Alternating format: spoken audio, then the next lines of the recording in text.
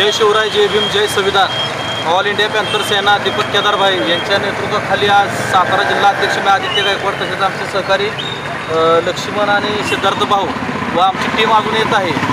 आम्ही आत्ता मागील एका आठवड्यामध्ये जिल्हाधिकारी झेडपीच्या बाहेर ऑफिसच्या कार्यालयाच्या बाहेर खलिपेच्या दालनामध्ये आंदोलन करायला बसलो असता आमचा विषय जो होता चुकीची शस्त्रक्रिया केल्यामुळे नागेश नानार व अभिषेक दुब्बल हे सोनवडे पाटण सोनवडे तालुक्यातील आहेत। हे डॉक्टरांनी चुकीचे ऑपरेशन केल्यामुळे आम्ही बसलेलो आहे आणि महिला अजूनही मुंबईमध्ये हॉस्पिटलमध्ये आहे।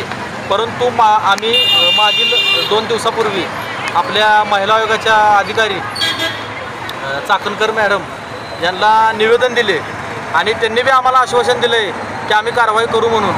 पण आजही आमचं कारवाई त्या डॉक्टरांवर केली नसून आज आम्ही एक तारखेला आम्ही बसणार होतो। काल उपसंचालक जे साहेब होते उपसंचालक साहेबांना बी आम्ही लग्नाच्या हॉलमध्ये गाठले, त्यांनाही निवेदन दिले, तरीही ते म्हणले आम्ही सिव्हिल सर्जनला सांगतो कारवाई करायला लावतो। त्यांनी आम्हाला आश्वासन दिलेलं आहे। म्हणजे हे चाललं आहे काय, तुम्हाला होत नसलं तर तुम्ही घरी बसा आणि हे जे आत्ताचे जे कोण असतील त्यांनी सगळ्यांनी घरी बसा।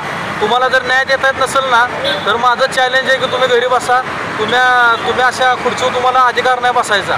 जर तुम्ही हे कारवाई करू शकत नसला आम्ही किती दिवस तरी बसायचं आंदोलनाला।